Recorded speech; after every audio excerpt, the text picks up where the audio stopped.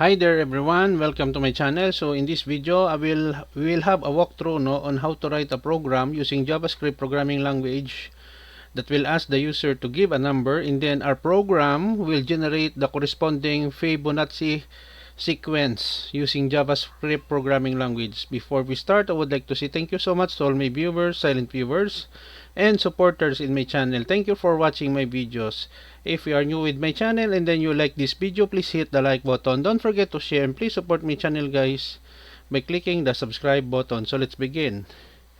So we have here Fibonacci sequence in JavaScript.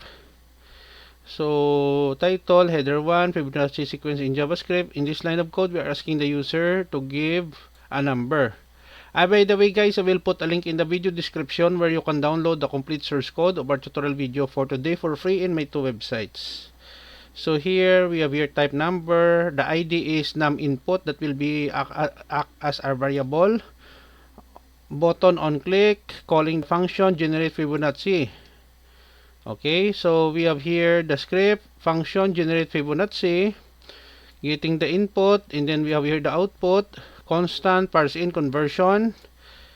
If is non-numeric or less than 0, please enter a valid positive number. Another declaration of constant sequence function. So it will display a Fibonacci sequence here joining, and then we have here the function for Fibonacci. So if n less than 0, return blank. If n equals 1, return 0. If equals to 0, 1.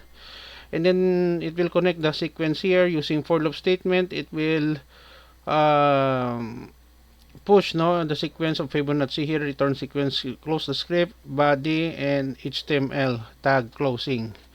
As I said earlier, we'll put a link in the video description where you can download the complete source code of our tutorial video for today for free in my two websites. Okay, let us go with our Mozilla browser. Okay, it's running. Let's say we put a value of 3. Click generate. So the first 3 Fibonacci numbers are 0, 1, 1. How about we have 6? So the first 6 Fibonacci numbers are 0, 1, 1, 2, 3, 5. Last example, let's say assuming we have 10. So the first 10 Fibonacci numbers are 0, 1, 1, 2, 3, 5, 8, 13, 21, and 34. Okay guys, so this is the end of our tutorial video on Fibonacci sequence in JavaScript programming language. Thank you so much for watching. I hope that you have learned something new in this video. Don't forget to like, share, and please support my channel guys if you are new by clicking the subscribe button. See you in the next video tutorial guys. This is your friend Jake saying bye bye for now.